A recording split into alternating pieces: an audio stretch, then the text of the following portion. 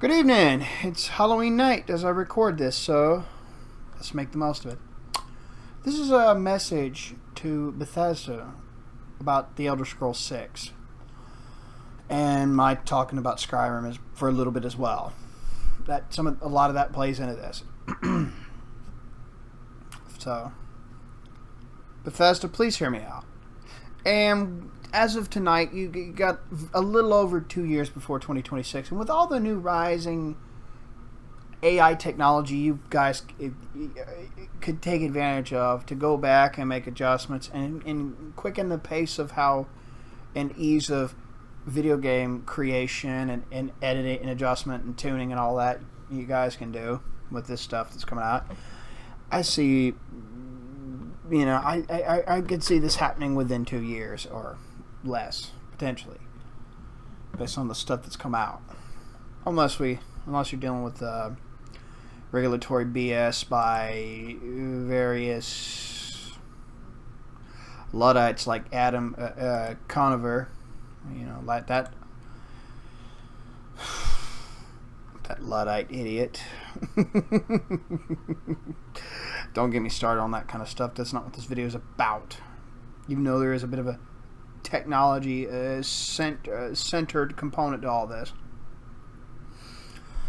Anyhow, here are my list of things to consider, and I'm requesting to consider immensely. At least weigh them. Okay. Number one, this one's particularly just preaching to the choir, I'd imagine. Just remember to please take everything that made the previous Elder Scrolls games and their expansions or DLCs good and expand on that. Two, this is not so preaching to the choir, I don't think, but maybe it is. I don't know. Please keep the Dovahkiin's ending open, including factoring in what Freya warned him about, about him after he killed Mirak at the quest at the summit of Apocrypha, and when she warned him not to let Hermaeus Mora lure him down that path, and Neloth's input that the last Dragonborn, Dovahkiin, was not under Hermaeus Mora's permanent influence at all for the most part. Leave his fate completely ambiguous. Don't make his fate some deterministic repeat of Mirak's same mistakes, because that would defeat the purpose of the character and all the shit he went through and the main storyline of the game and all the DLCs. It completely contradicts it. It's just shitty writing, and because you guys have made such a gorgeous lore, I mean, we only have 2 characters that have open endings. That being the champion, the eternal champion of Elder Scrolls Arena, and the Nerevarine of Morrowind. Maybe you can argue that half-assed about the Agent of the Blades and the Daggerfall game. But you would be pushing it there because he vanished due to that Dragon Break, which, by the way, folks, if you didn't know already, those of you who are not or new to Elder Scrolls, the Dragon Break is the first mechanism that served as a gateway into multiverse concepts, timelines, and alternate realities. And it's been in there since Daggerfall. So just to let you know that. So that's pretty in depth, It's implicated that he could have died because there are possibilities that he survived and there are possibilities that he died. And one of the possibilities was he was killed in the alternate spatial plane of Aetherius that serves as a hereafter for most people in the game franchise, which effectively destroyed him in a similarity to biblical destruction or second death. And there are other possibilities that he survived, but after the whole Miracle of Peace story arc, his ending is not really open-ended. It's unknown. Open-ended. An open ending is an actual ending, but but it's open for interpretation. And the reader is not told everything, and they're left to figure things out on their own. I mean, in the dark sense, yeah. In a pretty dark sense, it's it's unknown. It's possible that he could have died. But the ending of the other two characters I mentioned, the Eternal Champion and the Nerevarine, are open-ended in a way that it can go good, or it's completely open-ended for the most part. Let's make sure the Dovahkiin stays that way too. 3. I'd ask the same of Serana, and because she's one of my 3 favorite followers for one. And if you don't leave her ending open-ended, keep her around to bring her back for to use to have as another follower, right? That'd be great. That'd be a pretty cool idea. So what I would ask for.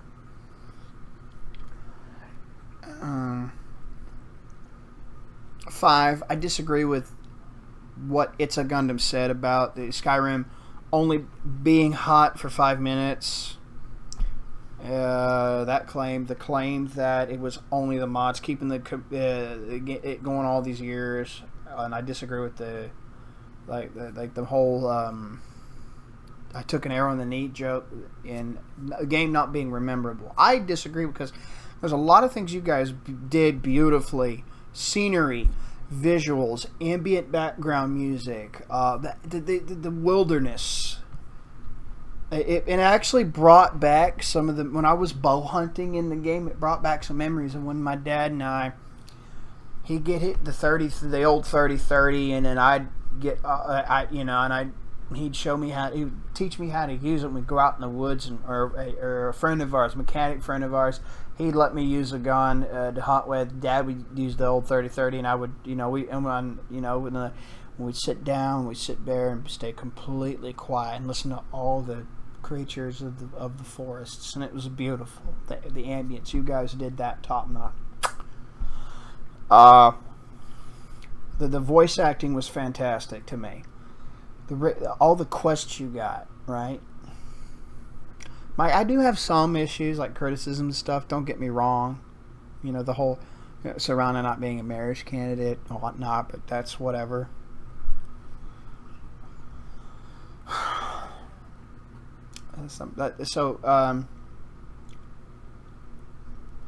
Do more of that voice acting and more emphasis on stuff like that, because that shit's gorgeous. I don't give a fuck who says what, okay?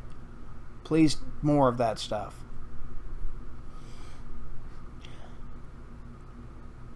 5, if you want to, you can make contracts with voice actors and voice actresses to make sure they have signed informed consent to you using clips of their voices that you can ID and thumbprint counter verify your both ends of the said contracts of consent.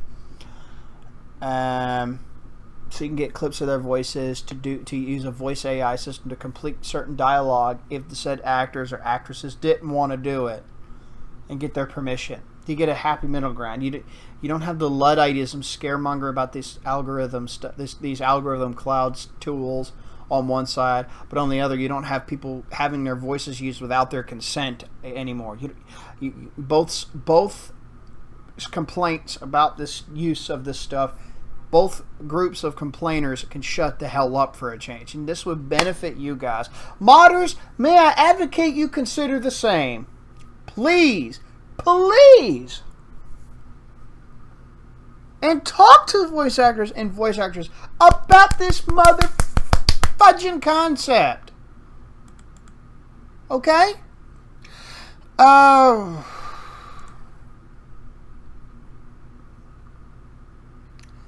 Let's see. So 1, 2, 3, 4, 5, 6, 7. It's a 7 or 8? What was 6 or 7? Whichever. Here, I'm not even gonna number the rest of these. I'm on lost track. The next one. I do agree with It's a Gundam about mods. Make it mod friendly. repeat the same benefit to Skyrim. Make it easy to mod and open for modding communities. And now I'm reading off of this just to be quicker about it. For modding communities to jump in. Even if you want to do a paid mod platform of your own to make profits, go ahead. Release them. Do that. But before your DLCs are even put out, release the mod tools alongside the paid modding platform, so it'll be an easy to access series of stuff to the people that can and enhance your ability to engage. You're in an open, make an open market for yourselves and the modding people and the public, and communicate back and forth and help each other out, and you know, a nice little balance of cooperation and competition. Okay, the next one. No pandering to any political frickin' POV of any kind. Not authoritarian, not liberty-based, not right-wing, not leftist, not centrist, not anything. No critical theory nonsense either. None of it. No pander of any kind. Let the sections of the modding community that want to do this kind of stuff do that and do what they want in an open market between them and your platform. And them, you guys and them, okay?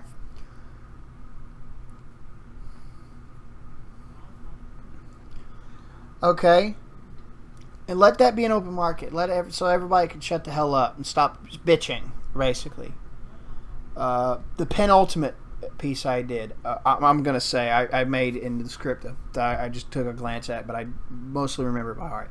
When you do release it on the PC, and you do online platforms, make sure you release it on both Steam and GOG. If you want to reduce the piracy risks or piracy chances, to disincentivize piracy, release it on GOG too, for the love of God Almighty, please. Final piece. Please don't be dickbags about your IP like Nintendo, Blizzard, Activision, Rockstar Games, or Microsoft. Do not copy their shit tactics, for the love of God. When Super Mario Bros. Super Mario Bros. Z, that Flash animation series, more than a decade ago, done by the creator of that series, working on using the sprites and sounds of the Sonic and Mario characters so beautifully, made it fantastic animations series. Nintendo IP copyright struck them and violated fair use laws repeatedly, and got away with it. And then they foobarred him. They fucked him over when he asked for donations for other shit. When he asked for donations, they, which wasn't, and he did it again. First off, he screwed up with his donations for that. That was his screw up. But the second time he did it, it wasn't even related to it, but they still screwed him over. He was asking to get the second time he asked for donations to get for other projects, to do other things with, and to keep himself afloat in these areas. They still said F you and fuck. They said fuck you and nuked the shit out of him, which is wrong. Please don't imitate that from Nintendo. The only reason they're still afloat is because they're competent storytellers and game creators. That's the only benefits they got keeping them afloat. They're worse than Disney about IP's retardedness. And with that, I'm going to end it here. And Bethesda, please hear this out. I am not trash talking to any of you guys. I'm just, as a fan and a lover of your games, I'm just throwing these out there, hoping you listen. And with that, guys, I bid you a blessed evening and a great Halloween night. West Shrimp Pole Boy signing out.